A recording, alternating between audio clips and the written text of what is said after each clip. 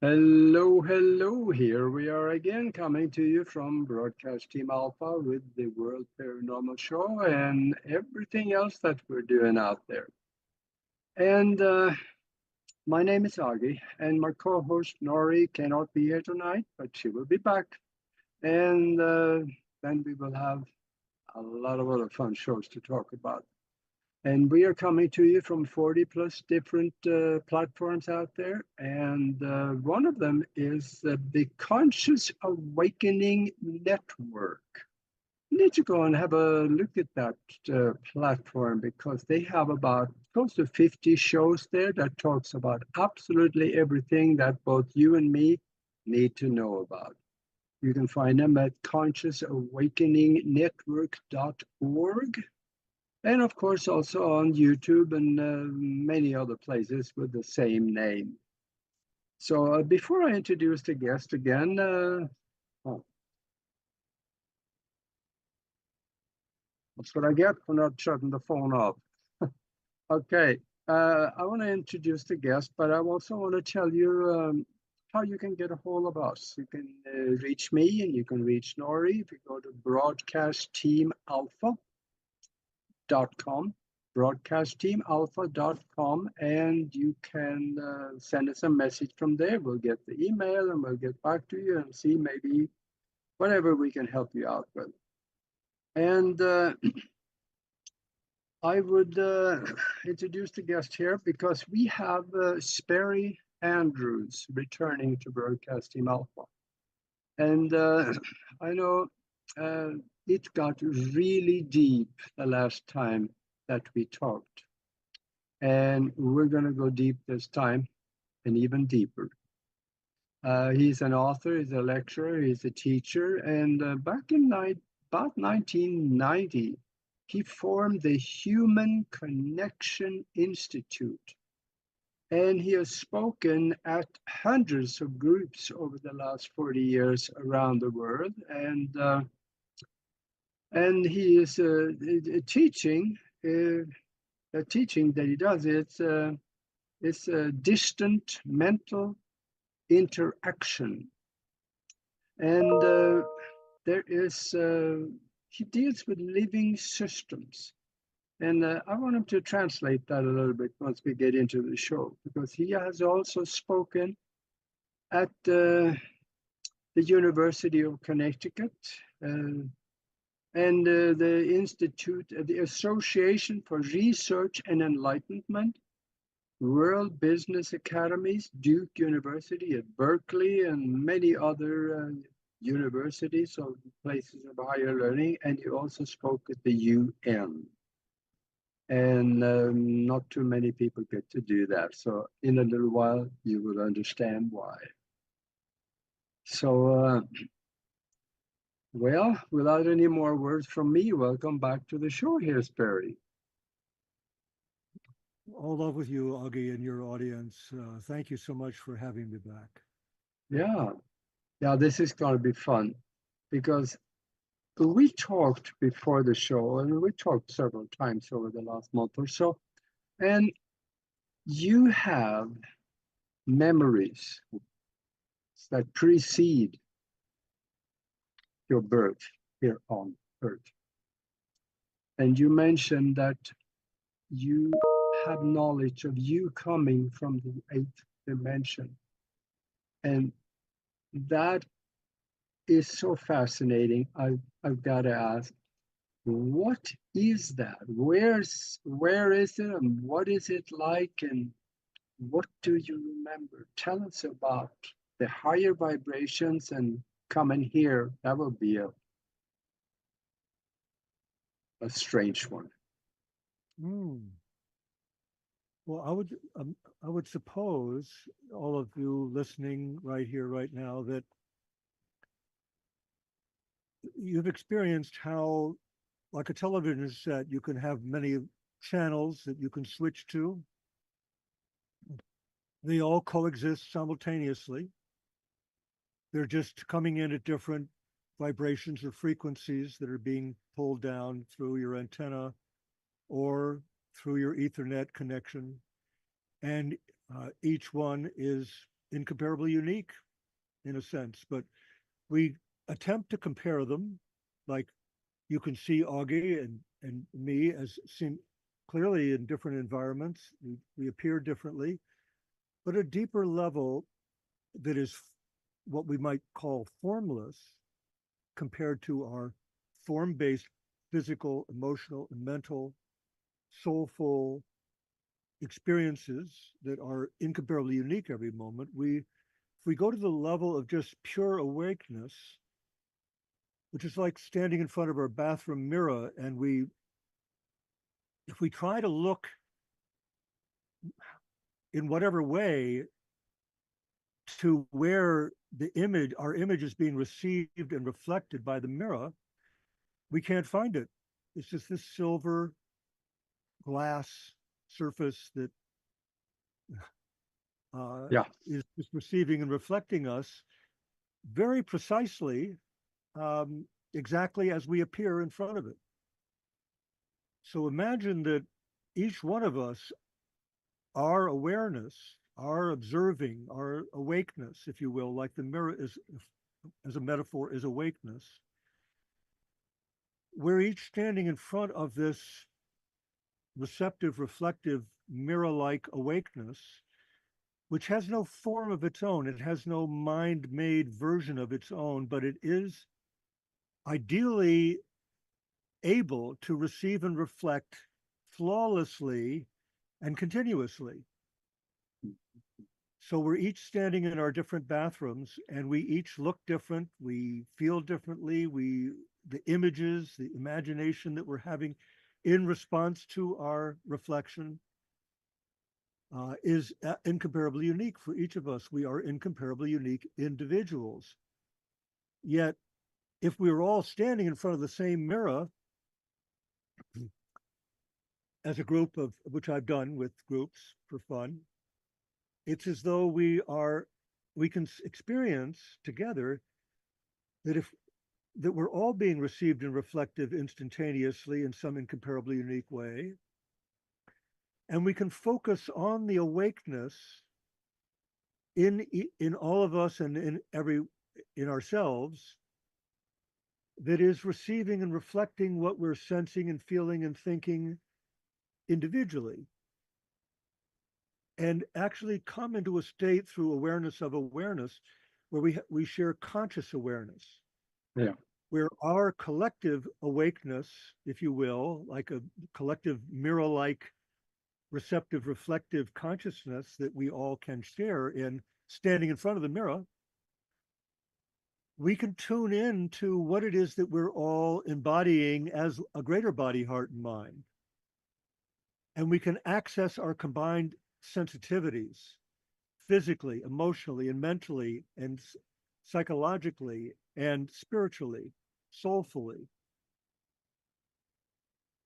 So in the same way that we have bodies, we grew from being reptiles that are has sensory intelligence, that can navigate the world based on, where's something to eat, and am I going to get eaten, to over millions of years developing emotional intelligence, which is more or less our heartfelt,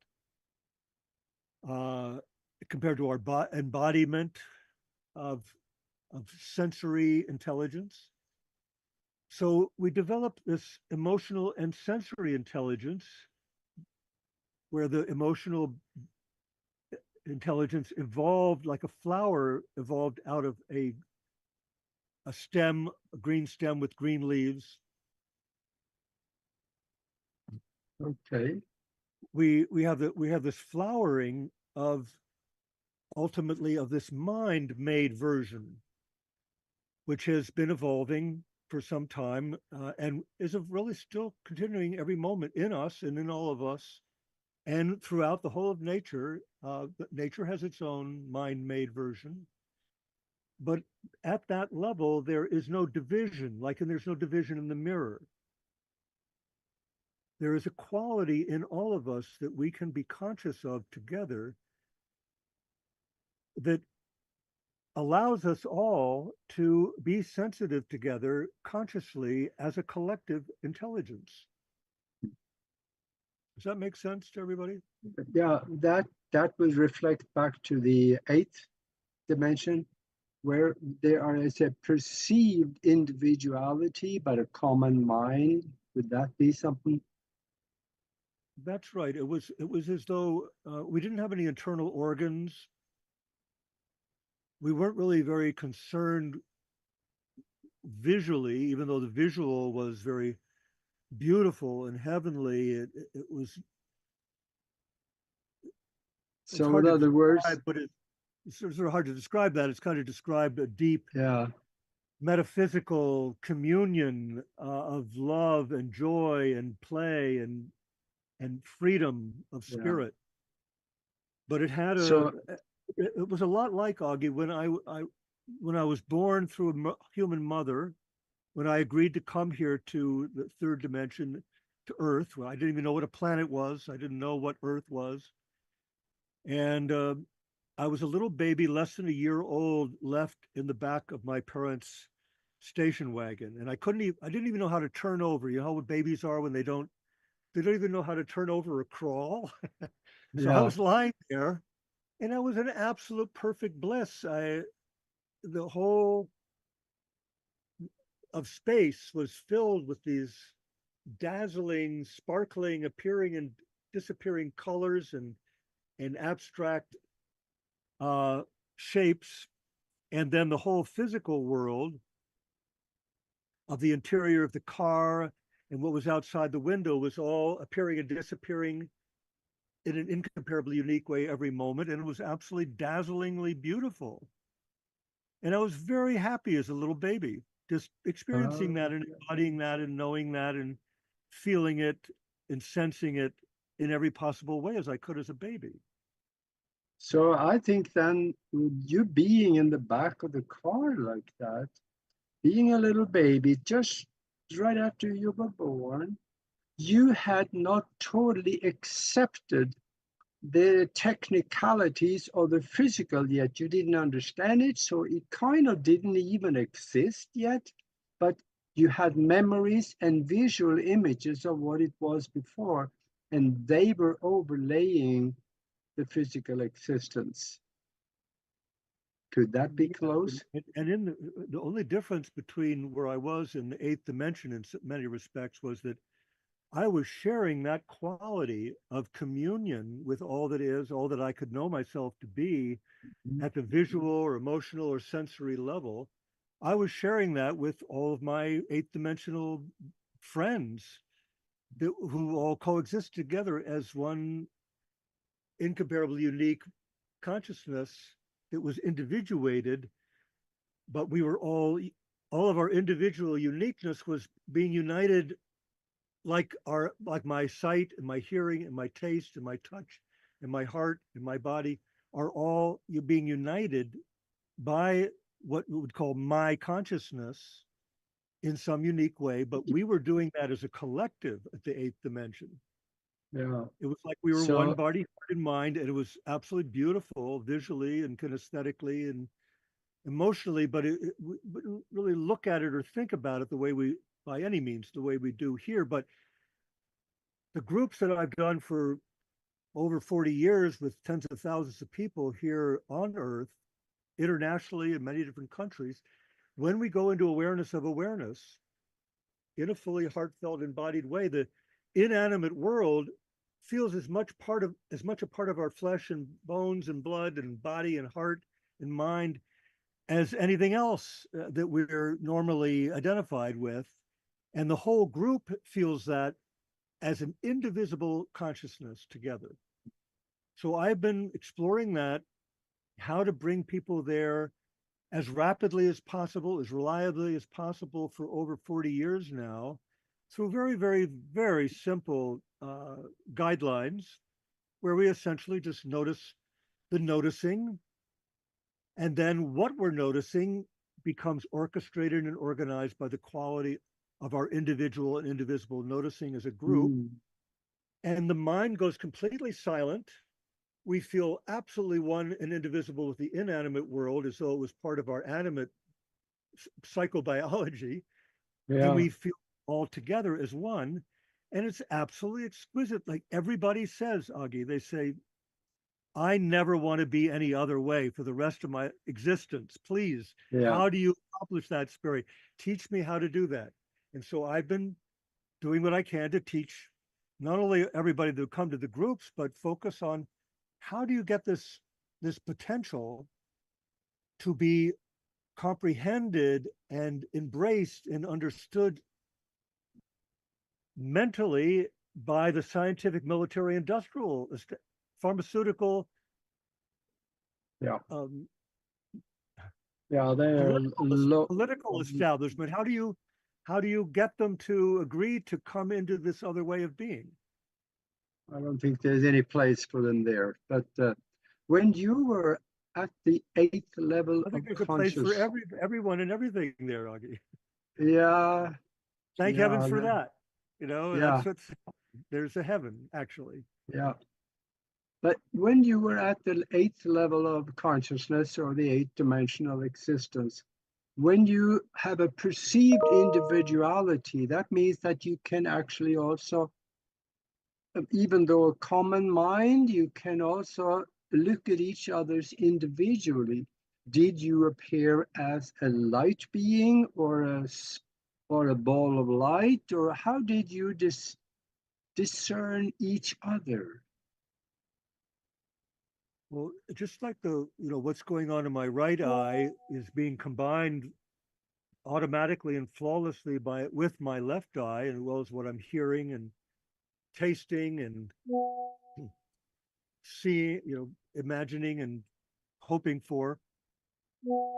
It's all occurring simultaneously. And in the eighth dimension and in these groups, people would experience,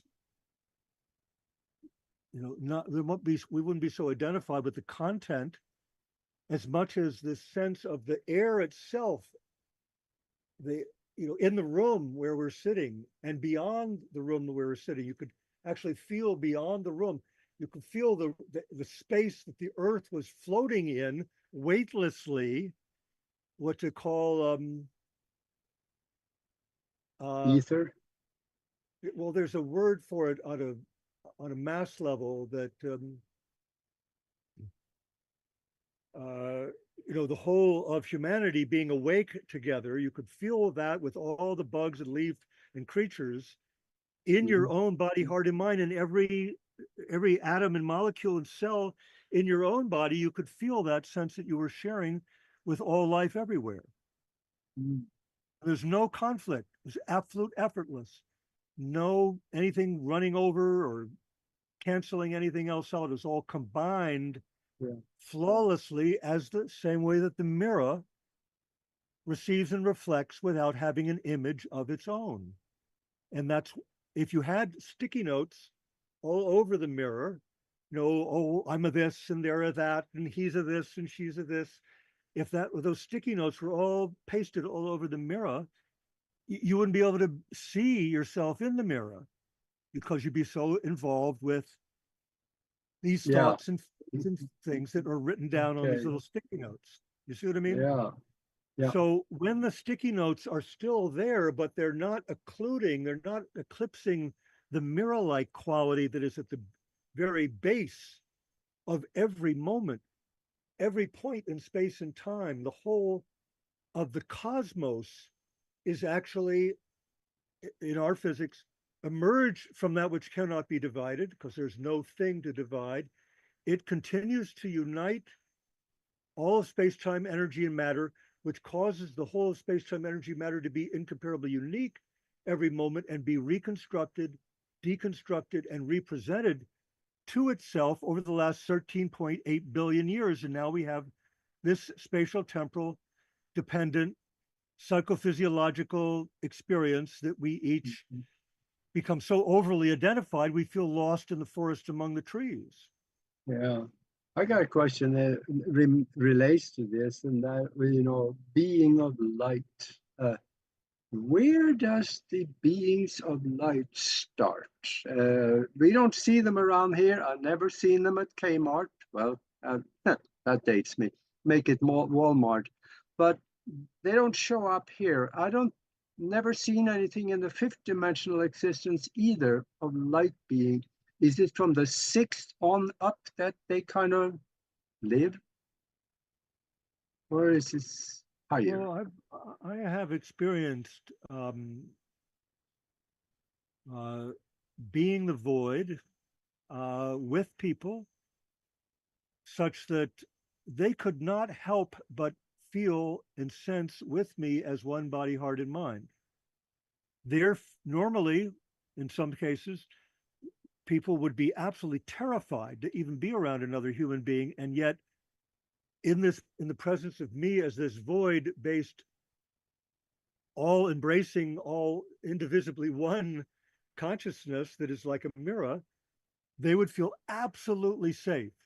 In fact, this Japanese woman who had been sort of abandoned by her husband in Australia, he'd gone off to for months and months to work or something. She had a newborn baby, was all alone.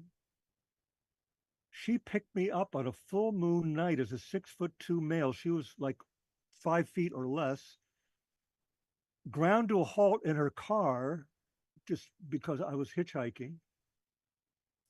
She rolls down her window and she said, and in a daze, she goes like, "Where are you going?" I said, "Well, I'm going up to this town, which is about an hour away." And she said, "Well, I just live up the road about 10 minutes, but get in the car, I'll take you," which was 2 hours out of her way. So I get in the car, we're not speaking other than, "Where are you going?" And I said, "To Atherton." This is in Northern Australia. And so we're sitting in the car together in silence, absolute silence and stillness. And she asks me, "What are you doing?" Because it seemed very bizarre. Whatever she was feeling from me, she didn't know how to make sense of it. Mm-hmm. And I didn't know how to put it into words either. But what came to me to say was, there's a feeling of being everything that I'm conscious of with you. And she took that in because of our indivisibility, and she just went into absolute stillness and silence as one consciousness, and we became one body, heart, and mind in the absence of thought, as this mirror-like awakeness, which is omnipresent and omnipotent and omniscient, in that it was omnipotent in the sense it was automatically organizing what we were experiencing together. And then the next thing she asked me, she said, "Sperry," no, she didn't say Sperry, she didn't even know my name. She said, my newborn baby, I left with a neighbor, and I'm afraid that she might do being harm to my baby. What do you sense?" Here she's asking this total 6'2" stranger at a full moon night on a deserted road, what do I feel about whether she should be worried for her baby? Yeah. And so I just went into the nothing, into the absence, into the oneness, into the totality. And in a few seconds, it came to me, I felt and told her, you know, it feels to me like you don't have anything to worry about. It's okay. And she had such a sense of relief. It like was a spreading, like a wave hitting the beach or something. And it went through both of us, and we felt it together, and we became one body, heart, and mind. And when she would speak, it would come up through me, like it was coming up through my spine, up through my heart, into my mind, into my head. And I would understand and experience, and I would feel her experiencing what I was experiencing after what she just said. And then I would speak, and the same thing would happen through her, and she would feel me feeling that happen through her in the same way. It's quite extraordinary. I wrote a story about this, if anybody would like to read it. It's very Mm-hmm. short, it's about 2.5 pages. Yeah. So this is when I was 32 years old in Northern Australia, living in a garden shed on a non-denominational ashram in Mount Malloy, North Queensland, living in a garden shed. So I had been meditating for months, and it got to the point, this is the lead up to how I got into this state, I think is helpful. Uh, just meditating, going out in nature all day long and just being in nature and feeling, and the more calm, more peaceful, more unidentified I became, the more sensitive I became to nature. And it would just, nature would surprise me. Like suddenly, like 20 birds would like take off from within the grass and fly up into the air, chirping and everything. Or I would feel the whole universe like passing through my physical body, like it was some kind of like a breeze flowing through me. And so I got to a place where I felt like there was nothing left of me but awareness. There was no me. And it occurred to me to ask, well, it seems like whatever it is I have felt and imagined and experienced myself to be is just going to evaporate and there'll be no me. And it was kind of a little scary there, but I was in this Yeah. quiescent, deep place. And so I felt I want to examine this. What is this awareness? It's the only thing that's remaining. And it happened that that night I was reading Jiddu Krishnamurti in a conversation with Vivekananda in Krishnamurti's collection of talks called The Awakening of Intelligence, which is one of his books. And it was made popular in a movie with, forget his name, who was, well, I won't go into that right now, but it's a very beautiful book if anybody wants to read a great book, Awakening of Intelligence with by Krishnamurti and all these collection of talks. So he was talking to Vivekananda, who came to the United States, I don't know, maybe 60 years ago at this point, and he was so powerful and so powerful presence. He would talk in Chicago or New York or wherever, the United Nations, and people were very moved. That was the beginning of the whole yoga movement, I would say, in the United States. He really helped to ignite the yoga movement. And many people have said that about my work, that if sharing and experiencing this indivisible unity of consciousness in a fully heartfelt, embodied way Mm-hmm. together could be like a match held to some dry brush and create this fire of illumination, like you were talking about, this awakening, this light of pure spiritual luminescence, that it would, this fire of all unconditional eternal love that is just pure golden light would just be ignited on the planet. And at Mm-hmm. that point, when I Yeah. realized that, I decided this is the key. I'm going to, I want to spend the rest of my life figuring out how to popularize this successfully to the whole of humanity. Mm-hmm. So to continue with that story just a little bit,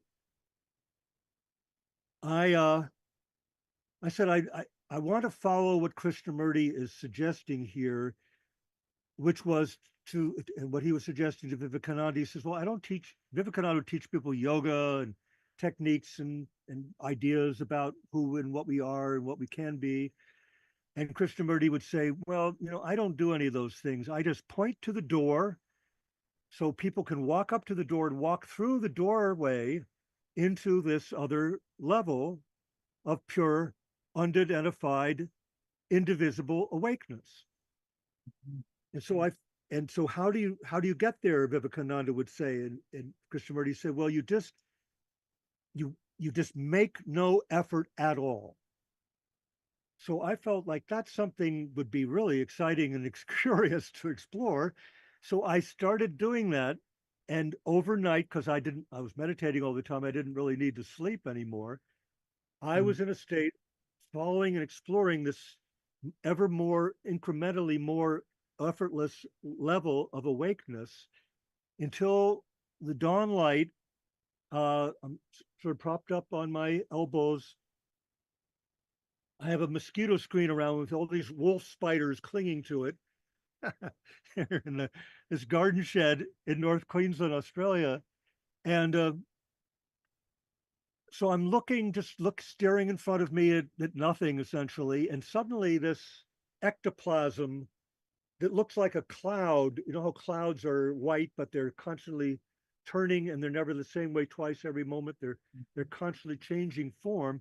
But in this case, what appeared in front of my eyes was this sort of inky, kind of oily, brown and cream and white colored thing that was turning like a cloud, and it felt like it was an extension of something that was still within me, and it was kind of grotesque, and I felt like turning away, but I realized instantaneously that if I did that, that would be making an effort.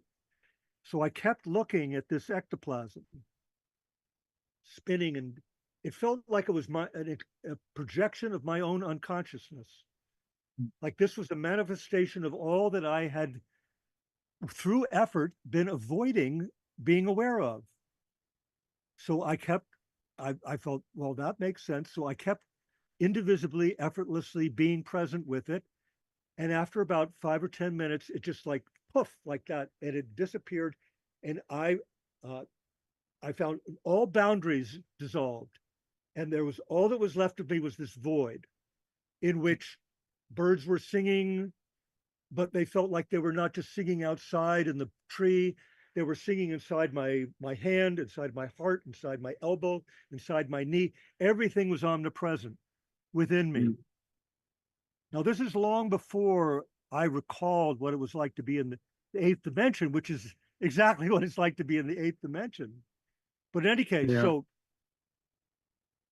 the day went on, and I had not had any way of being mobile, and I decided, I'd seen in a paper I'd looked at that there was a used car I could afford.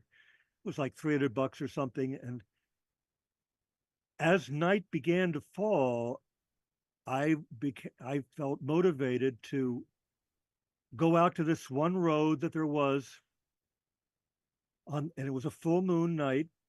I felt the moon within my hand, within my heart, within my toes, within my everything that I knew myself to be.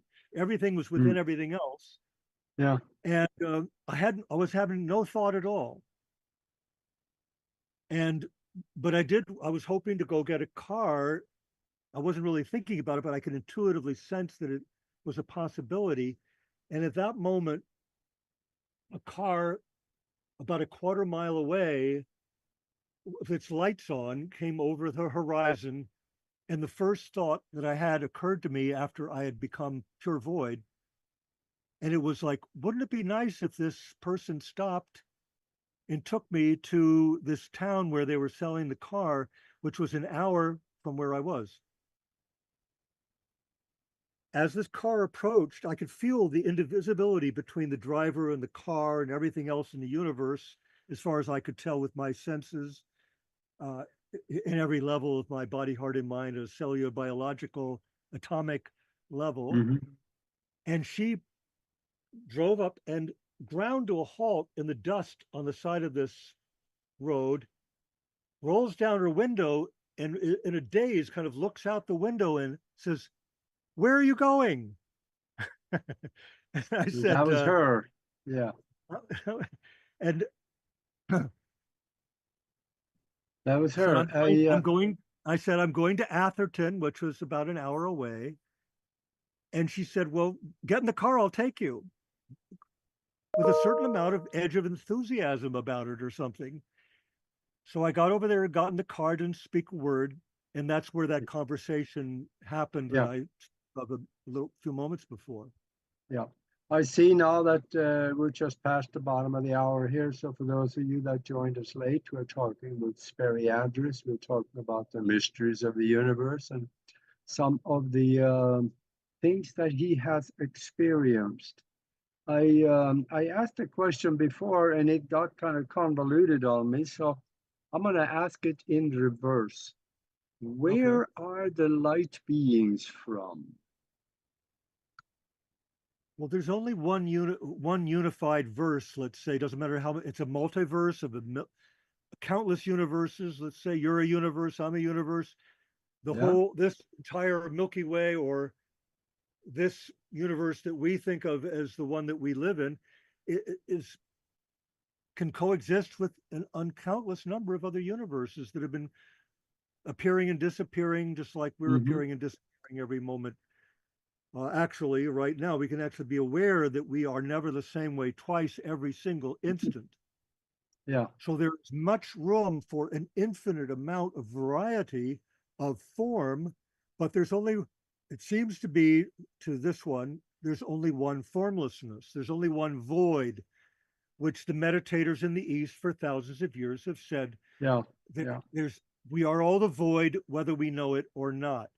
Namkai Hmm. Norbu, um, I can just keep naming them all. They all agree on that through Yeah. meditative intelligence. Let, let's, I think I have an idea on that anyway, but let's, we call this the universe. Well, it's the wrong term for it in the first place. It should be the multiverse at least. But Mm-hmm. where did it all start? You mentioned 14.7 billion years ago. That is what quantum mechanics thought was the Big Bang. And I think now that the equations on the blackboard show that the Big Bang never really did happen, but there was a physical expression that started somewhere. Was that just consciousness that entered this vibrational existence and multiplied itself into everything we see? Or what, what is your perception of the beginning?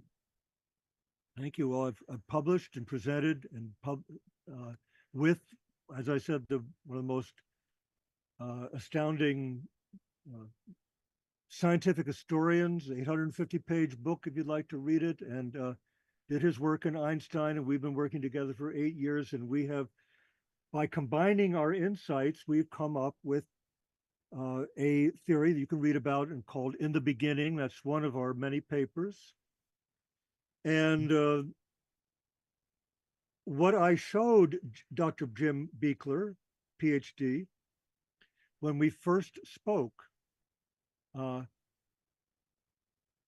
I had read his work and so I could speak his language when I first spoke to him after a year of studying his work. I showed him, I said, Jim, take a look at this. Because we had been writing to some extent back and forth before we got together to talk online. I said, you see how every single location, every coordinate location in 3 dimensions is in fact a dimensionless point where there is no dimensionality at every point. And so all the length, width, and depth, which are just coordinate locations, are oscillating and constantly changing their separation continually in relations to each other in the same way that particles vibrate, or in the quantum mechanical level, you have this indefiniteness of the probability that they're here or there, or depending upon how it's observed. Because once you observe the quantum system, it appears to become a classical deterministic system that accords with general relativity. So the quantum mechanical picture, which is the complementary probability field of the Schrodinger equation, Erwin Schrodinger worked with Einstein to help him create general Yeah. relativity. Hmm. So, but Schrodinger was the father of quantum mechanics, and also Einstein was with Max Planck and others. So when you realize that the point that is the foundation of dimensionality at every coordinate location is not a thing, it has no energy, it has no absolute location in space or time. And so all those dimensionless points that make up 3-dimensional length, width, and depth undergoing oscillation and probability potentials, all of those points are at one level at the same point, always. And what in Jim's and my work, we call that the 4th dimension of space, Hmm. which James Clerk Maxwell, who discovered the quaternions that explain the whole of electromagnetism, uh, who This is before Einstein, okay? Uh, and Kaluza and Klein, and I Yeah. have to breathe here. There are about three other physicists that existed before Einstein presented his theory of special and general relativity. They all said that we need to have a fourth dimension of space, of just pure space, in which things can happen three-dimensionally. Without that fourth dimension of pure space, three-dimensionality of vibrations and things going here and going there, or things appearing probabilistic as in quantum mechanics, which are bookends of what we're experiencing right this moment, that without that fourth dimension being a dimension of space, that we can't even have a three-dimensional reality. And Ernst Mach, who was a very conservative physicist, said, well, if we can't measure it because it's immeasurable, there's nothing to measure, Yeah. it's the void, which the East has been saying for thousands of years. We are the void, whether we know it or not. In the mind, there is no mind. There is Mhm. no self, as the Dalai Lama said about 10 years ago. Uh, it's not, he said, Dalai Lama said, it's not about getting rid of the self. It's about realizing that there was no self to begin with. Mhm. And so, yes, there is a self that we have, but it is ephemeral. It's incomparably unique every moment. It is deconstructing and reconstructed and represented to the observer, to this fourth dimension of pure consciousness that is formless. That is how we're evolving right now, by what we pay attention to and how well we pay attention. So if we primarily, or almost exclusively, which is the problem here on planet Earth, we tend to exclusively almost pay attention to what we think and feel and sense, which separates us from who we were a moment before and who we might become. And so we attempt to control who we're going to become by how we pay attention. Now, that has a lot of intelligence to it, because how we pay attention and how well we pay attention Yeah. determines what we experience. In quantum mechanics, it actually transforms the probability field into a causal, deterministic, spatial temporal dependent structure that we experience as this, what we're essentially looking at and hearing right now together. Yeah. All I'm these I'm layers coexist together. yeah. It's becoming obvious to me that you're not a three-dimensional thinker. You're a higher conscious thinker, and just like many of us. And I think Earth, or whatever creatures that we perceive to be, is going through an ascension of entry into a higher conscious thinking sphere. How do you see this ascension process that we seem to be going through? How do you feel that is going to unfold for us? Well, we now have international instantaneous digital medium, so we can Yeah, watch each other like we're able to watch this. But of course, everybody's watching something different. But if we watch the watching, if we notice the noticing, become aware of awareness of this as this mirror-like awakeness, as in the groups I've been doing with tens of thousands of people internationally for over 40 years, we can actually share a commonly sensed intelligence in a fully heartfelt, embodied way as a group or as a humanity on this planet. But we're a long way from successfully popularizing at this point. So I have worked in the fields of science, all the fields of science, biology, neuroscience, physics, etc. And I've worked in filmmaking. I went to filmmaking school. I've been doing these groups, which are experiential. It's not an intellectual thing. It's something that we can engage with as pure light, as that which glows and emanates and is omnipresent, like the air in this room and in each one of our rooms right now. The air becomes visible to us. It's like the air becomes the aliveness that we feel in every cell and atom and molecule in our bodies, and it's omnipresent and omnipotent. It's what we've called as an all-loving God. And I would say there's plenty of room for highly enlightened, godlike beings to be contributing and helping us right now in this very moment wake up together, as well as extraterrestrials who are already awake and aware.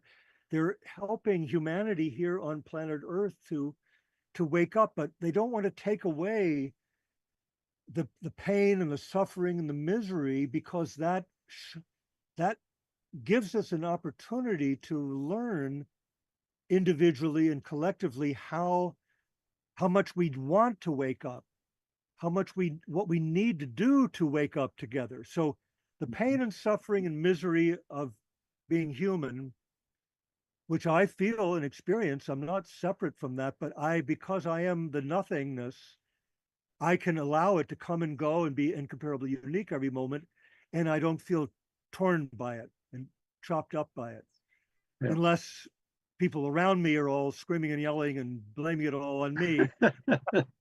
Who was it that said that? I think that was Rudyard Kipling. We all learned that in high school. When my son, when you are able, said Rudyard Kipling, he was tortured by his environment in India. People all blamed and treated him as he was horrible and terrible, when he was one of the few all loving, enlightened awakening people in his milieu. He wrote in this beautiful poem, he said, "My son, when everyone around you is screaming and yelling and blaming it on you, and you can accept that and learn from it, you have gained the world, my son." So that's what we're all challenged with, really. We may be, our body, our heart, our mind might be screaming at us like, "Oh my God, I feel terrible and horrible. How can you do this to me? Who did this to me? How did I ever get here? This is horrible." That your mind, heart, and body could be doing all of that, and you can know that that's just your body, heart, and mind having those reactions to not being fully integrated. And only by being in meditative unity consciousness, where you feel you unite your body, heart, and mind as an indivisible whole, can one, in my experience, with thousands of others, tens of thousands of others, actually find freedom from suffering, absolute freedom from suffering. Yeah, that's all in the mind too. So the suffering, in fact, in a mind-created universe, it's all mind. So it all depends on what we allow to dwell in our mind, doesn't it? And then again, extended from that, then we have this physicist, James Gates. He says that if we look deep in the equations that explains the fabric of space, we find computer language. We didn't put it there, but it shows up. So are we living in a holographically projected universe to create our perception? Or is it just, yeah, I've been hearing this kind of thing and studying it and so forth for decades. And the word projection implies that extraterrestrials or some other entities are artificially projecting this universe that we imagine we're in, and the whole thing is an artificial construction. And there's some, in a sense, that would, with very, very, very, very advanced technology, that is conceivable. Yet, the thing is that the void cannot be divided, and so it is uniting what appears to be spatially and emotionally and temporally separated in space over time, and reuniting it and representing it and regenerating it and representing it to what can be observed, what can be felt and shared by all of us. And so in that sense, we are generating this simulation. Mhm. right here, right now, without anybody else tricking us and making a projection, a simulation, and then inventing us and sticking us in here, which would be a kind of a victim kind of concept. Yeah. So, And I've had deep discussions with people on this. And now, if we are creating it, in what format do we create it? Is it holographic, or is it another form of fluid expression of our consciousness? well, we know from a hologram from, was it Gabor, that what happens in a hologram, if you're going to create a hologram artificially in a computer, you have to, it's almost impossible for a computer to do this because every single point represented visually, kinesthetically, or Everything. whatever, Yeah. everything has to be encoded in that formula to, so that every point in the hologram can access in some Oh, unique way the experience of being in that hologram. And the computational requirements of that are limitless. It's virtually, you can't do it in a computer. You've got to have the void, which is indivisible, as I keep saying. You have to have that which is indivisible to unite all that can be divided. The exception is that everything that can be divided being reunited at and through every single indivisible coordinate location in 3D, in this case in 3D or 5D or 6D or 8D, it's all the same all the way up. That's how all these dimensions are interrelated, is that it just becomes more comprehensive. You're able to receive and represent uniquely, not only individually, but indivisibly together, what it is that we appear to be at the level of, of whatever it is we're experiencing in mhm. any given moment. At every level, it's more complex and more refined, but essentially uh, the same mechanism. It's not a mechanism, it's just beyond any mechanism, it's non-mechanical. The indivisibility of the void, without any effort, without need of any energy or any intention, is reuniting and relocalizing everything that can occur through. It's not at every point, but through every point. It's like the horn of plenty. It's like through every dimensionless point, the unfoldment of the recreation of creation is being represented to the observer through that point, and the observer is that point. And there can be an infinite number of points which are at one level in the fourth dimension of space, the same point. That's why we can have collective unity consciousness and share a commonly sensed body, heart, and mind on this planet, spread out around the surface of this planet, without any lifting a pinky finger. Yeah. Now, you know that the Earth, for example, take the whole Earth, you know how gigantically massive and heavy the whole Earth is?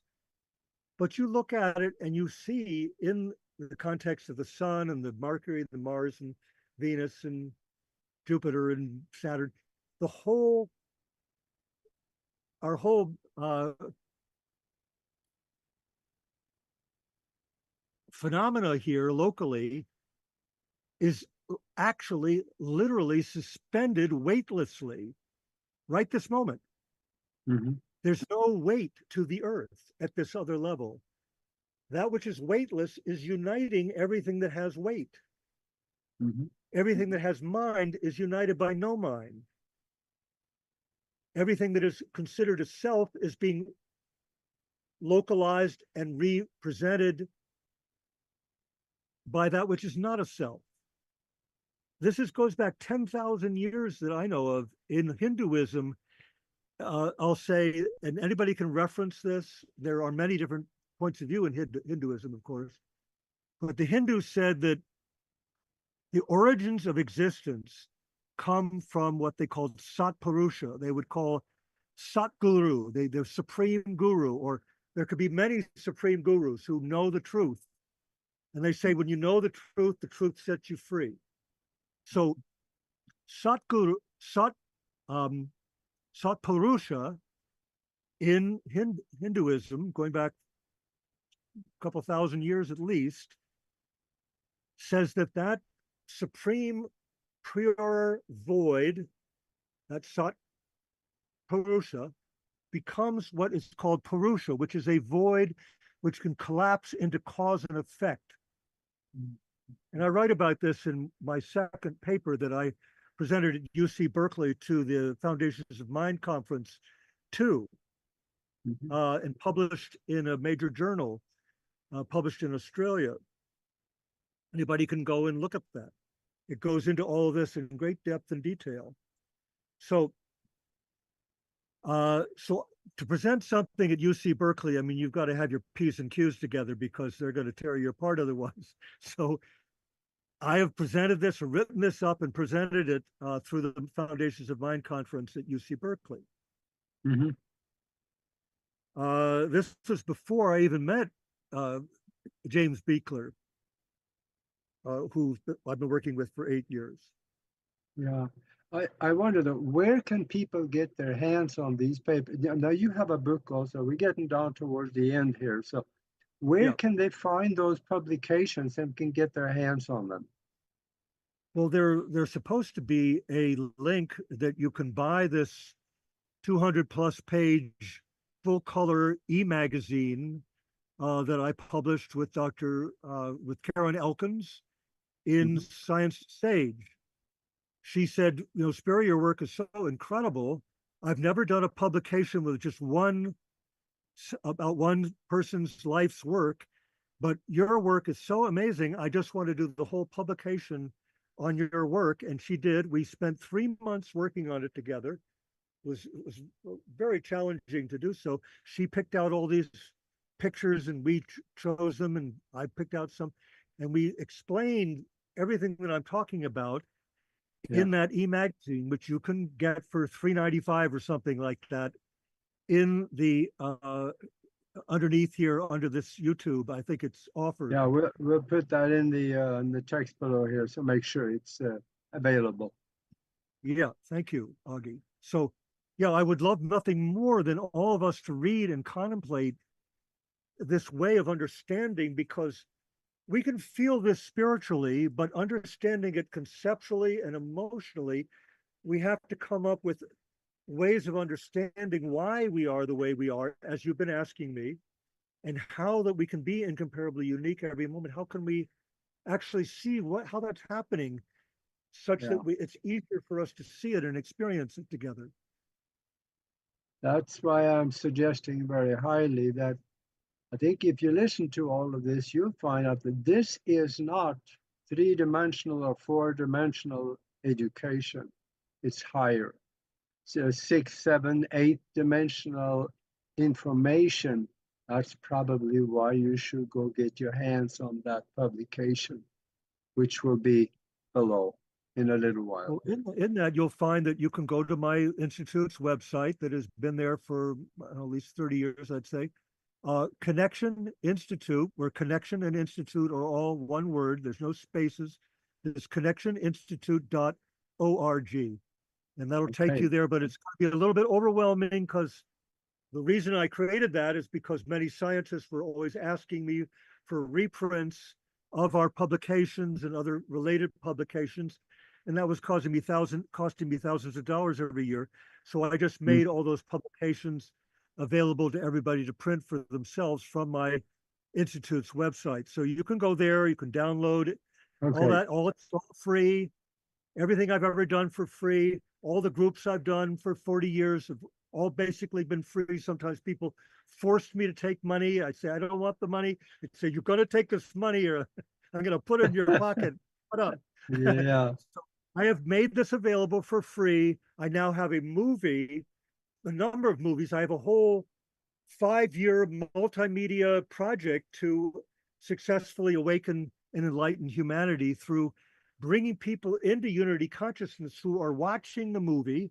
So the people on screen in an ensemble cast of men and women who are in unity consciousness, who have established themselves there, can look through the camera and ask audiences, 200-300 people in a theater, for example, or wherever, and notice what they're noticing together. They're asking people in the audience, do you sense what we're sensing and feeling and sharing on screen with each other here in a pre-recorded medium?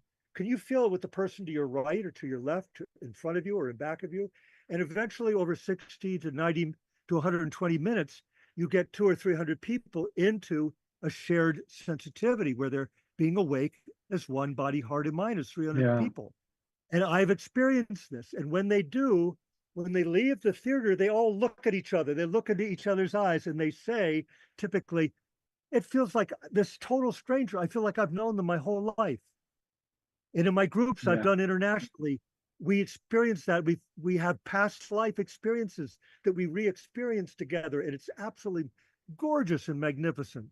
So this is what is possible. That's This is what is wonderful. possible now. Yeah. Repeat that website that you have again. That's Connection Institute. Connection is singular, and Connection and Institute are a single word. There's no space. .org. Connectioninstitute.org. All right, that sounds good. So we need to go there and have a look because we're out of time. So thank you very much, Sperry, for being with me again. And chances are we might do something similar, Tom, if I can talk you into it later on. Beautiful. Well, I just Yeah. love your Aage. You're the most peaceful and calm person. I apologize for getting so intense because I tried to bring it all together and say it, put it into words somehow. It's very Oh, that's challenging. good. That's good. But deep down, I'm completely peaceful and there's no division. So it's amazing Yeah. to experience that All I'm right. both ways. Well, thank you very much. And if you like what you heard, please subscribe if you're watching on YouTube. And we will be back next week. And until then, be good to each other.